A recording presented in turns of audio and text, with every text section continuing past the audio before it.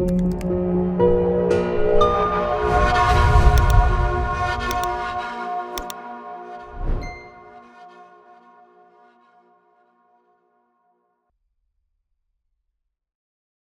want to take you on a venture with me for a moment. The first step is to raise your hands with me. Look at your hands. Look at the hands around you. We come in different shapes and sizes and colors, but guess what? We all have the same power. We can use these hands to reach out to a friend that has received a bad news from the doctor. We can reach out to a neighbor or to a loved one or to a stranger. But we have the power to change their lives by simply reaching out to them. This is my mother. I found using my hands to embrace her when she found out she had cancer. I remember this lady, strong, resilience. She gave to the neighbors what she had out of what she had. It may have been a can of milk, it may have been a bag of rice, but she gave what she had. I remember her vividly just telling us and leaving us to use what's in our hands, that you have the power to make the change in your neighborhood. As I sat next to her on her bed, the last few days she had on this earth, I sung songs to her that she remembered from her childhood church fellowship.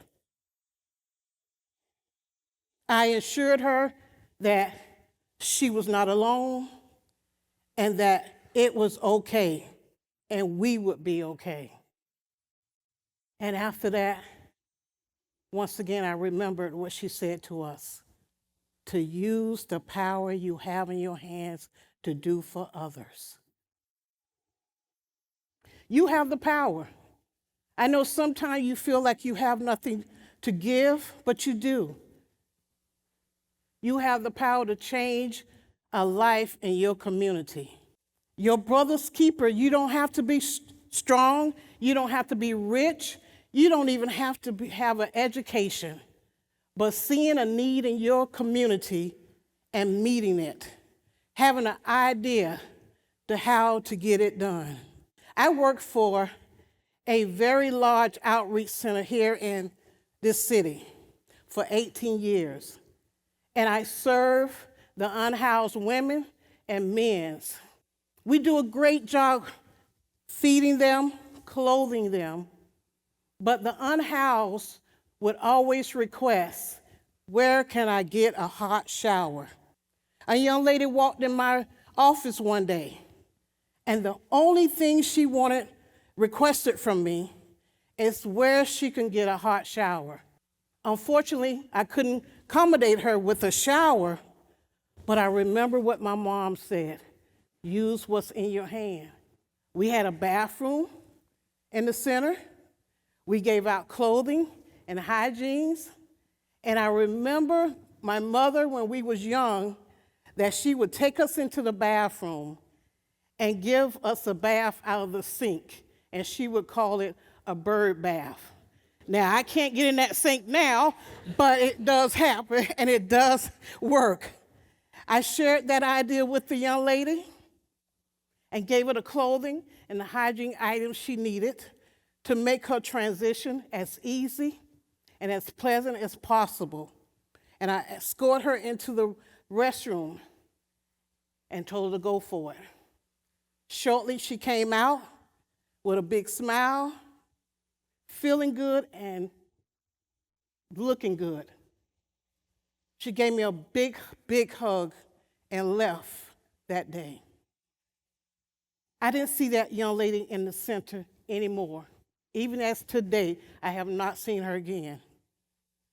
But after she left me, I knew that something wasn't right, that a shower is a right to every human being. And I felt that God set me there to design, to start that service. My research, I began to look into Google. Google and I became good friends.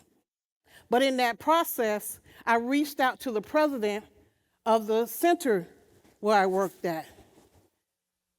And guess what came out of that conversation? He knew somebody that knows somebody. No, he knew somebody that had the shower units. But the gentleman did not want to manage it. He didn't want to try to assign it. He didn't want to do anything but simply tell him where to deliver it. But my husband and I met with him, and guess what came out of that?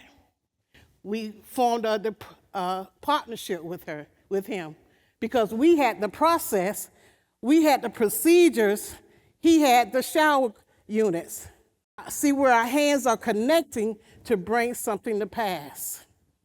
He brought out the showers every Saturday morning to the locations where we had designed for him to go, and he picked them up. We also partnered with other outreach centers that provided hot meals to the unhoused. We also reached out to other organizations that provide haircuts and social services like jobs and housing to offer to the unhoused so they can become self-sufficient again. Going into our 10th year, we are still providing hot showers to the unhoused in our city. But we couldn't do it alone. We had to join hand in hand to see our community change in a mighty way. As you leave today, I want you to look in your hands. Don't see the emptiness there, but see the power that you have to make a change. We need your hands. We need them now more than ever in our communities. And we need you to bloom hope in yourself, in your community, and your family. Thank you.